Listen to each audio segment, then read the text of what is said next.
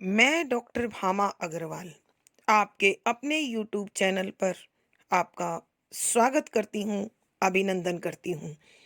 आइए प्यारे बच्चों, आज हम राष्ट्र कवि रामधारी सिंह दिनकर द्वारा रचित कुरुक्षेत्र नामक प्रबंध काव्य का अध्ययन आरंभ करते हैं। यह प्रबंध काव्य 7 सर्ग में विभाजित है और हम आज उसके चौथे सर्ग का अध्ययन करेंगे। इस चतुर्थ सर्ग में महाभारत के युद्ध के कारणों, सच्चे योद्धा का धर्म, हृदय और बुद्धि का द्वंद्व, भीष्म पितामह द्वारा किए गए कार्यों का वो स्वयं विश्लेषण आदि विषयों का यहाँ विस्तार पूर्वक वर्णन करते हुए विचार किया गया है। महाभारत के युद्ध के पश्चात जब युधिष्ठिर भीषण नरसंहार को देखकर पश्चाताप और ग्लानि से भर उठते हैं तो अपने शोक का निवारण करने भीष्म पितामह के पास पहुंचते हैं। तो यहाँ भीष्म पितामह उसके मन को ढाढ़स बंधाते हुए, उसे समझाते हुए कहते हैं कि यह महाभारत का युद्ध केवल तुम्हारी महत्वाकांक्षा या सपने की पूर्ति नहीं है। इस युद्ध में न जाने कितने सारे कारण थे जो एक उचित अवसर की तलाश कर रहे थे और वो उन्हें इस समय तुम्हारे और तुम्हारे कौरव भाइयों के युद्ध में प्राप्त हो गया। इसीलिए संपूर्ण भारतवर्ष के योद्धा जो चाहे किसी भी कारण से क्षुधित थे, वो कुछ तुम्हारी ओर और कुछ कौरवों की ओर अपनी अपनी भावना के अनुसार, आवश्यकता के अनुसार, संकल्प के अनुसार अथवा प्रतिशोध के अनुसार बटकर खड़े हो गए थे। यह तो युद्ध होना ही था जो अवसर की तलाश में इधर उधर भटक रहा था। यहाँ इस सर्ग के अंतर्गत इसीलिए भीष्म पितामह युधिष्ठिर को समझाते हुए कहते हैं कि युधिष्ठिर, स्वत्व यानी अपने अधिकार की खोज करना पाप नहीं है। पाप वह होता है जो दूसरों का हक छीनता है, अन्याय, अनीति और अत्याचार का अनुकरण करता है अथवा चुपचाप उसे कोई सहता चला जाता है। मनुष्य स्वभाव से शांति प्रिय है। जहाँ तक संभव होता है वह लड़ाई झगड़े और युद्ध जैसे कारणों से बचना चाहता है, लेकिन जब दानवता इतनी अधिक बढ़ जाती है कि सहने की शक्ति जवाब दे देती है तो प्रतिशोध, युद्ध अथवा प्रतिकार के सिवा कोई दूसरा रास्ता नहीं बचता। तो इस प्रकार के युद्ध की पृष्ठभूमि अपने आप तैयार हो जाती है और युद्ध भड़क उठता है। महाभारत केवल तुम दो पारिवारिक भाइयों का युद्ध नहीं था, बल्कि इसमें संपूर्ण देश का भीषण विस्फोट था। इसमें संपूर्ण देश की भागीदारी थी। प्रत्येक व्यक्ति अपने अपने उद्देश्य की पूर्ति के लिए तुम्हारे संग आकर जुड़ गया था। हे युधिष्ठिर, महाभारत का युद्ध केवल एकाएक घटित होने वाली घटना नहीं है, बल्कि बहुत सारे घटनाक्रमों का श्रृंखलाबद्ध एक दस्तावेज है। महाभारत का बीज तो उसी दिन पड़ गया था जिस दिन रंगभूमि में अर्जुन ने अपनी धनुर्विद्या का चमत्कार दिखाया था और दुर्योधन उसे सहन नहीं कर पाया था। फिर न जाने कितनी घटनाएं इस प्रकार घटती चली गई जो आग में घी का कार्य करती रही, और द्रौपदी के चीरहरण ने तो इस अग्नि को और अधिक भड़का दिया। यह दुर्घटना तो पूरे कुरुवंश के लिए, पूरे खानदान के लिए बड़ा अपमानजनक विषय है। हे युधिष्ठिर, उस घटना का विरोध हमारे द्वारा न कर पाना भी हमारे लिए बहुत बड़ी हार है।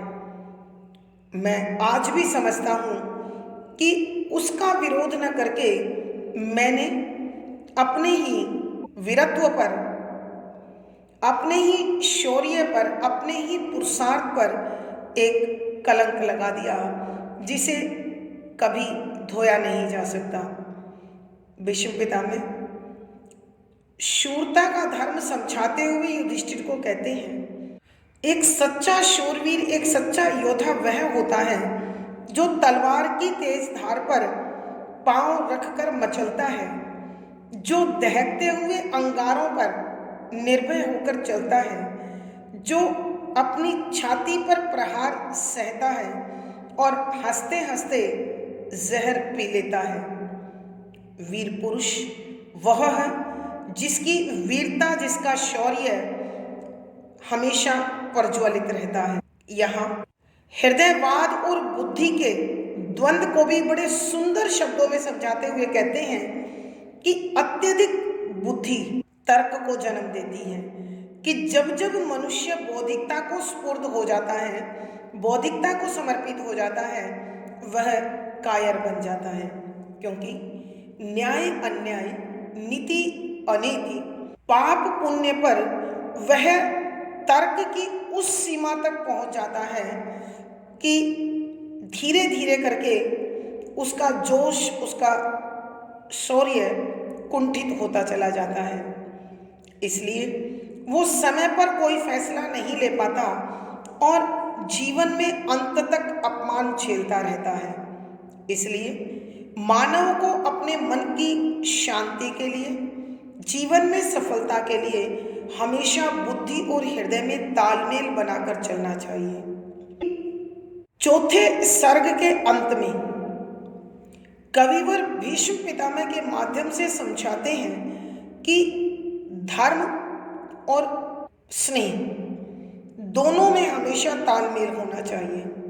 भीष्म पितामह अपने जीवन में इसी प्रकार का घटनाक्रम याद करते हुए बताते हैं कि मैं हमेशा कौरवों की सेवा करता रहा, क्योंकि हस्तिनापुर की गद्दी की रक्षा का मेरा संकल्प था। इसलिए मैंने हमेशा अपने धर्म का पालन किया और हृदय से प्यार मैं पांडवों को देता रहा। इसलिए कौरवों को मेरा शरीर और पांडवों को मेरा मन मिला। आज मैं तुम्हारी जीत से संतुष्ट हूँ कि मैं अपने धर्म और अपने हृदय दोनों से न्याय कर पाया। आइए बच्चों, अब हम इसी प्रकार के भावों से भरे इन पदों की व्याख्या आरंभ करते हैं। संख्या 44। किसे ज्ञात था खेल खेल में यह विनाश छाएगा, भारत का दुर्भाग्य दूत पर चढ़ा हुआ आएगा। प्रसंग, प्रस्तुत पद हमारी हिंदी की पाठ्य पुस्तक आधुनिक हिंदी कविता में संकलित राष्ट्रकवि रामधारी सिंह दिनकर द्वारा रचित प्रबंध काव्य कुरुक्षेत्र के चौथे सर्ग से लिया गया है। संदर्भ, यहाँ इस सर्ग में विशेष तौर से महाभारत युद्ध के कारणों पर प्रकाश डाला गया है। यहाँ उस घटना का उल्लेख है जब महाभारत के युद्ध के समापन के बाद कुरुक्षेत्र के मैदान में भीषण जनधन की हानि और हाहाकार करते, त्राही त्राही करती हुई जनता को उन्होंने देखा तो उनका मन विषाद से, दुख से, घृणा से, पश्चाताप और आत्मग्लानि से भर गया। अतः उन्होंने यह खून से नहाया हुआ राज सिंहासन प्रिय नहीं लग रहा था। अतः उन्होंने प्रायश्चित स्वरूप वैराग्य और संन्यास का निश्चय किया।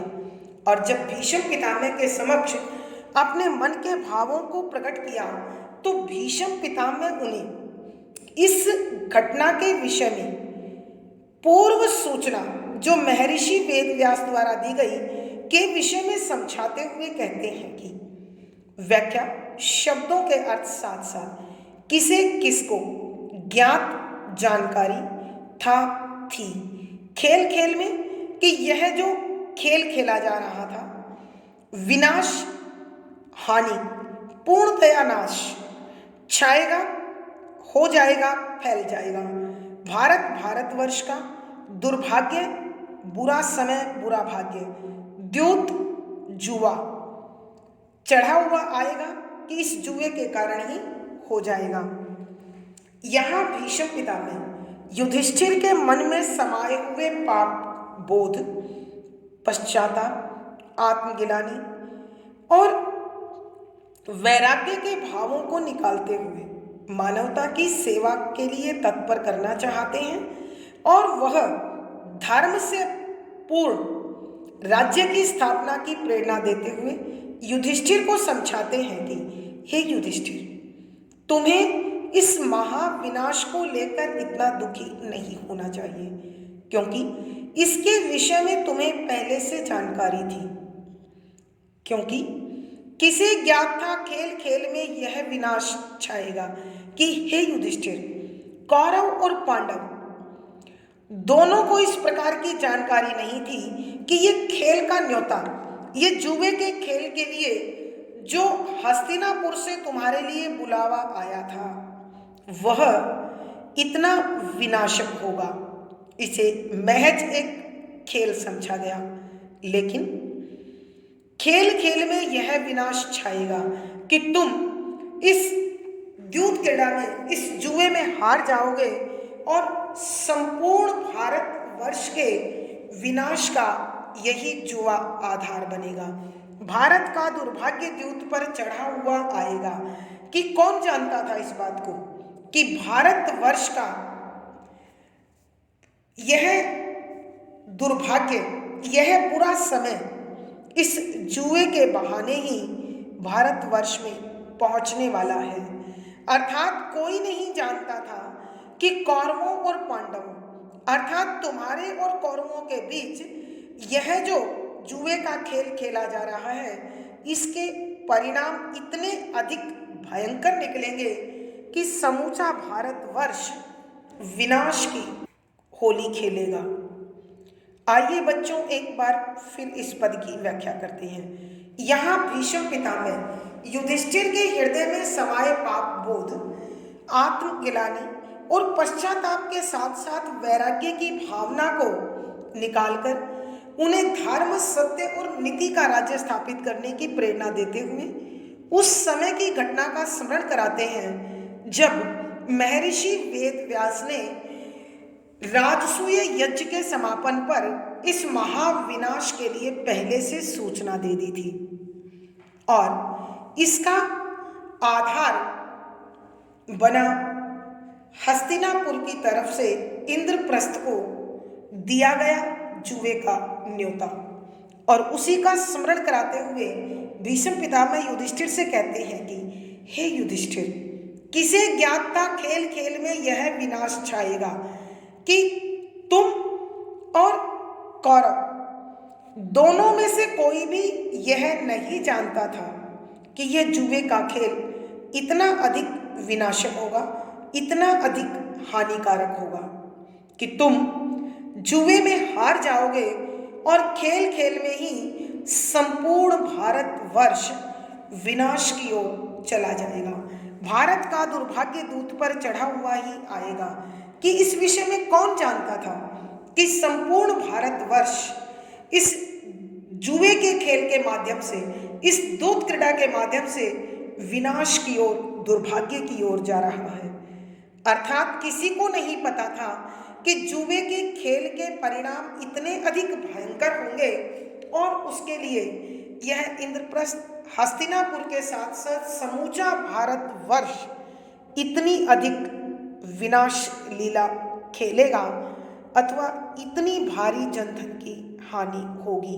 भावार्थ, कवि के कहने का भाव यह है कि जुए जैसा खेल मानव के जीवन में नाश का कारण बनता है और महाभारत के युद्ध के महत्वपूर्ण तत्कालीन कारणों में भी यह जुआ आधार बना और उसने इस महाविनाश के हवन कुंड में घी का कार्य किया।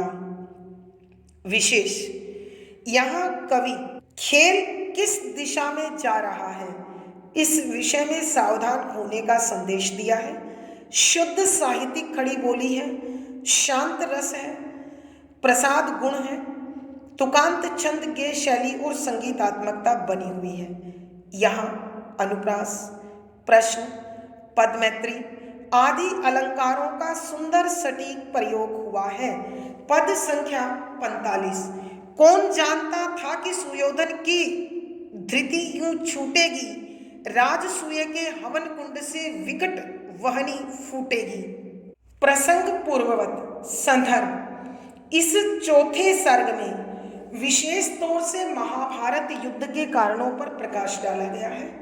यहाँ उस घटना का उल्लेख है जब कुरुक्षेत्र के मैदान में हुए भीषण नरसंहार को देखकर युधिष्ठिर का हृदय अत्यंत आहत हुआ, घायल हुआ, पीड़ित हुआ और वह पश्चाताप और आत्मग्लानि से भरकर यह खून से सने राज सिंहासन की बजाय वैराग्य और संन्यास को उचित मानने लगा। जब उसने अपनी मनोदशा का वर्णन भीष्म पितामह के समक्ष किया तो भीष्म पितामह उन्हें राजसूय यज्ञ के दौरान घटी हुई घटनाओं का स्मरण कराते हुए बताते हैं कि व्याख्या, शब्दों के अर्थ साथ साथ कौन जानता था, किसे पता था, सुयोधन दुर्योधन की धृति धैर्य यो इस प्रकार से छूटेगी, छूट जाएगी, अर्थात वह धैर्य खो देगा। राजसूय के हवन कुंड यज्ञ वेदी से विकट भयंकर वहनी अग्नि। भीष्म पितामह यहाँ युधिष्ठिर के हृदय में छाए हुए दुख, पश्चाताप, आत्मग्लानि और वैराग्य के भावों को निकालकर उसे धर्म, सत्य और नीति के राज्य की स्थापना की प्रेरणा देते हैं और इस युद्ध से जुड़े पाप बोध से मुक्त करने के लिए उन्हें उस घटना का स्मरण कराते हैं जो राजसूय यज्ञ के दौरान महर्षि वेदव्यास ने उन्हें सचेत करते हुए पहले ही सब बता दिया था। और उसी विषय का स्मरण कराते हुए भीष्म पितामह कहते हैं कि हे युधिष्ठिर, कौन जानता था कि सुयोधन की धृति यूं छूटेगी। कि हे युधिष्ठिर, कोई नहीं जानता था कि इस प्रकार दुर्योधन का धैर्य इतनी जल्दी टूट जाएगा, अर्थात वो तुम्हारे राज्य की समृद्धि, तुम्हारे राज्य की संपदा और तुम्हारे राज्य की व्यवस्था से इतना अधिक जल भून जाएगा, इतना अधिक ईर्ष्या द्वेष से भर जाएगा कि वह अपना प्रतिशोध लेने के लिए इतना जल्दी तैयार हो जाएगा। राजसूय के हवन कुंड से विकट वहनी फूटेगी। कि कौन जानता था कि राजसूय यज्ञ का जो पवित्र अग्निकुंड था, जो पवित्र यज्ञ वेदी में ज्वाला प्रचंड रूप से जल रही थी, वो पवित्र ना होकर लोगों के हृदय में, अनेक राजा महाराजाओं के हृदय में ईर्ष्या, द्वेष और प्रतिशोध की भयंकर अग्नि को प्रचंड रूप दे रही है। अर्थात कवि के कहने का भाव यह है कि दुर्योधन तथा उसके साथी राजागण पांडवों के इस राजसूय यज्ञ के साथ साथ उनके ऐश्वर्य, उनके समृद्धि और इंद्रप्रस्थ के सौंदर्य से भी अत्यधिक ईर्ष्या रखते थे और उसे नष्ट कर देना चाहते थे। आइए प्यारे बच्चों, हम एक बार फिर इस पद की व्याख्या करते हैं। यहाँ भीष्म पितामह युधिष्ठिर के हृदय में समाये पाप बोध, पश्चाताप, आत्मग्लानि और वैराग्य को बाहर निकालकर उन्हें धर्म, सत्य और नीति का राज्य स्थापित करने की प्रेरणा देते हुए भीष्म पितामह उस घटना का उल्लेख करते हैं जिसमें महर्षि वेद व्यास पहले से ही इस महाविनाश के संदर्भ में सूचना दे चुके हैं और सभी राजा महाराजाओं को अनुशासित, संयमित, मर्यादित व्यवहार करने की प्रेरणा भी देते हैं। यहाँ भीष्म पितामह युधिष्ठिर को स्मरण कराते हुए कहते हैं कि हे युधिष्ठिर, कौन जानता था कि सुयोधन की धृति यूं छूटेगी, कि कोई नहीं इस बात में जानता था कि दुर्योधन का सब्र, दुर्योधन का धैर्य, दुर्योधन का आत्म संयम इतनी जल्दी टूट जाएगा, अर्थात वो इतनी जल्दी इंद्रप्रस्थ के विनाश के लिए तुम्हें द्यूत क्रीड़ा के लिए न्योता दे देगा।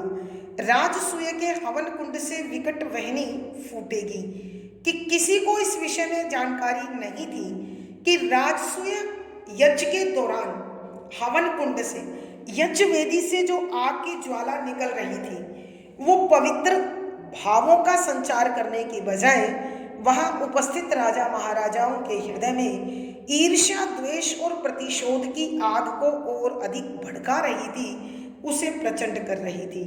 अर्थात कवि के कहने का भाव यह है कि दुर्योधन और उससे जुड़े हुए सभी राजा महाराजा युधिष्ठिर की इस बढ़ती हुई शक्ति, इंद्रप्रस्थ के सौंदर्य, ऐश्वर्य को वे नष्ट कर देना चाहते हैं और यह द्यूत क्रीड़ा अथवा यह जुए का खेल उसी इच्छा, उसी प्रयोजन, उसी उद्देश्य की पूर्ति के लिए खेला गया।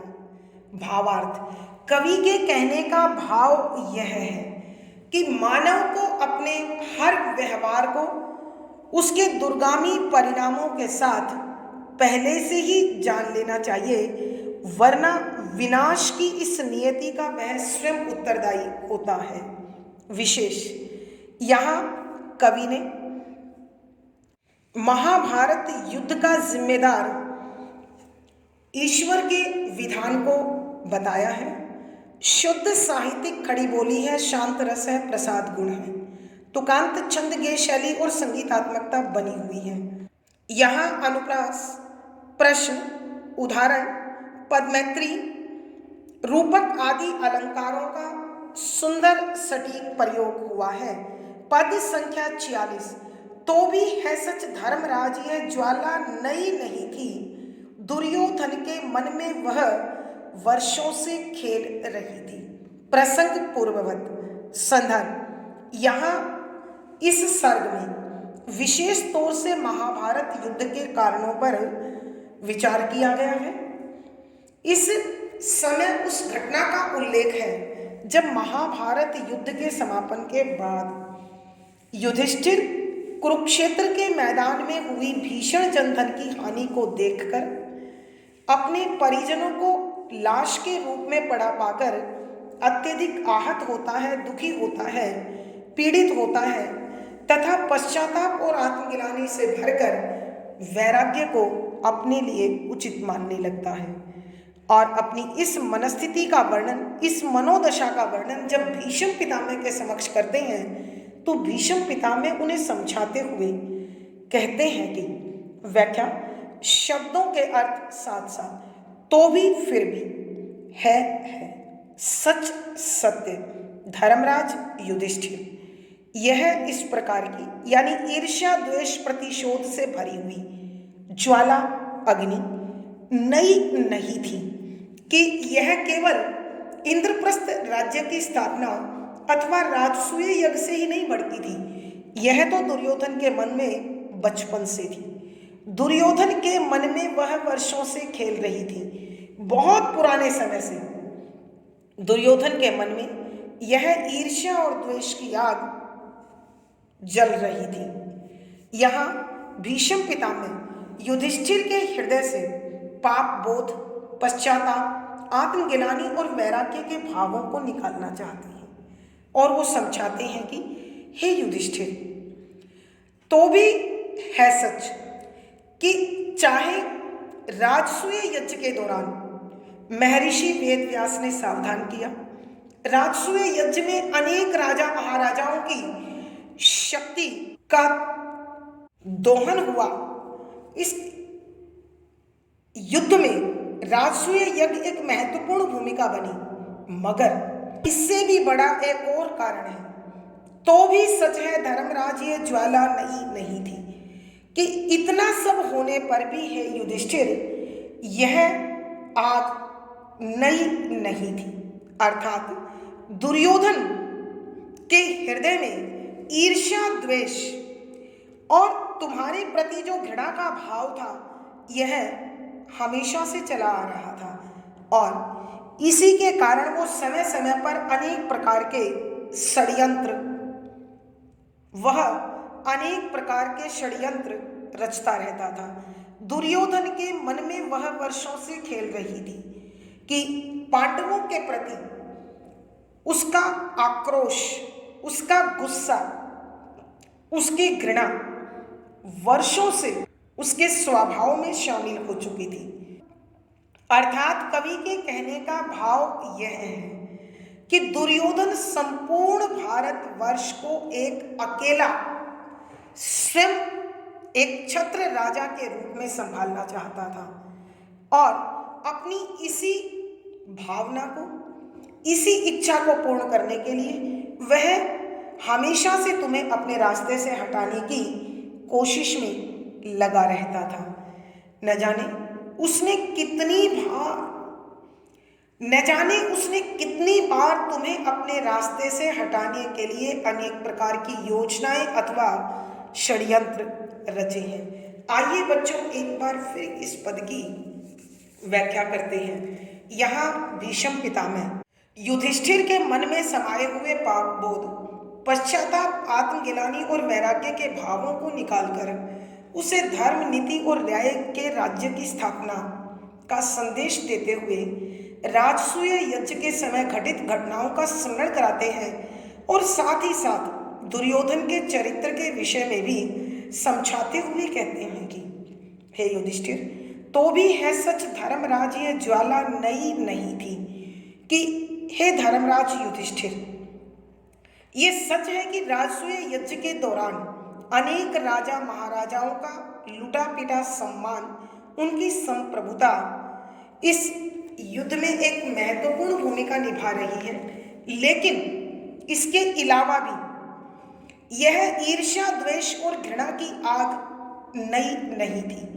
दुर्योधन के मन में वह वर्षों से खेल रही थी कि बहुत पुराने समय से दुर्योधन के मन में तुम्हारे प्रति आक्रोश, गुस्सा, ईर्ष्या, द्वेष का भाव पनप रहा था, क्योंकि वह संपूर्ण भारतवर्ष पर एक छत्र अपना राज्य चाहता था और तुम्हारी योग्यता, तुम्हारी शक्ति, तुम्हारा व्यवहार उसकी आंखों में हमेशा से खटक रहा था। अतः वह बचपन से तुम्हें अपने रास्ते से हटा लेने के लिए न जाने कितनी बार कैसे कैसे भयंकर षड्यंत्र और योजनाएं रच चुका था।